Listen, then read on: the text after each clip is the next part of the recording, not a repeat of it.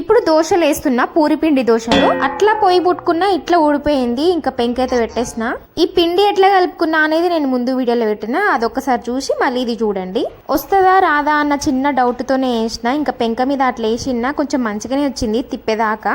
Starting లోనే బాగుంటది, ending లో వరస్ట్ ఉంటది. ఫస్ట్ దోశ కదా, ఇంకా పెద్ద ఫ్లాప్ అయింది అనమాట.